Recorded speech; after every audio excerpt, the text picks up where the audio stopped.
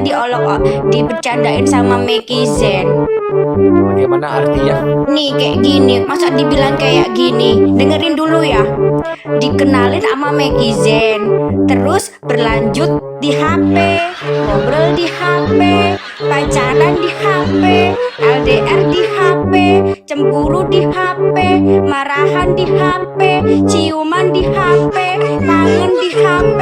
Terus kalau HP-nya hilang, putus dong kita. Aku Jangan dihilangin HP-nya.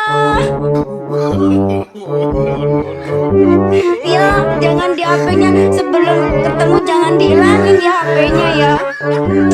aku boleh saya mati banyak ya. Aku mau mandi dulu ya. Iya udah. Dadah. Assalamualaikum. Waalaikumsalam. Chat.